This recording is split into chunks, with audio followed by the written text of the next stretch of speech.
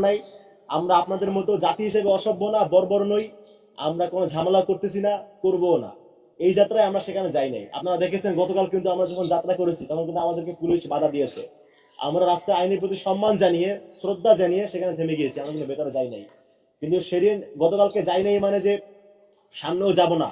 যদি আপনারা ক্রমাগত এগুলো কন্টিনিউ করেন, আপনারা যদি এখনো আগ্রাসী মনোভাবটা জারি রাখেন, আপনাদের কাজকর্ম সেগুলো প্রমাণিত হয়, কথাবার্তা প্রমাণিত হয়, তাহলে কিন্তু আমরা যে ভবিষ্যৎ যাবো না তার কোনো গ্যারান্টি দিতে পারতেছি না। যাই হোক, আপনারা দেখেছেন গতকালকে আমাদের শান্তিপূর্ণ কর্মসূচিকে কেন্দ্র করে ভারতের পররাষ্ট্র মন্ত্রণালয়, ভারতের বিভিন্ন মিডিয়াগুলো আমাদেরকে কট্টরপন্থী বলে তারা ট্যাগ দিয়েছে। তারা হচ্ছে আমাদের কিভাবে ট্যাগ করে আমাদের গণতান্ত্রিক মত প্রকাশকে বাধাগ্রস্ত করতে চায়। এটা আসলে আমাদের যে গণতান্ত্রিক মূল্যবোধ, আমাদের যে গণতান্ত্রিক কথাবার্তা বলার বাক স্বাধীনতা, তার প্রতি একটা আঘাত।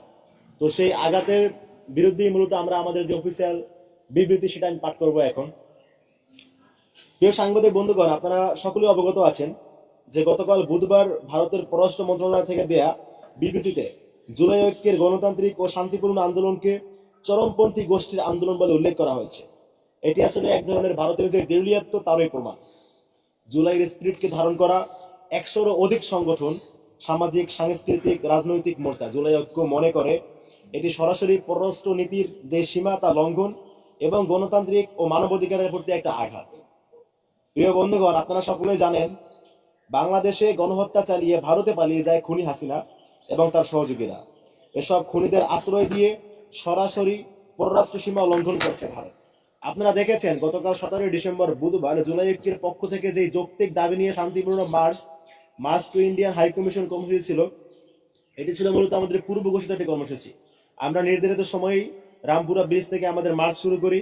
আমাদের লক্ষ্য ছিল শান্তিপূর্ণ মার্চের মাধ্যমে প্রতিবাদ জানানো, দাবি উপস্থাপন করা। সেই লক্ষ্যে আমরা মিছিল নিয়ে আসি, কিন্তু পথিমধ্যে আমরা পুলিশের বাধার সম্মুখীন হই।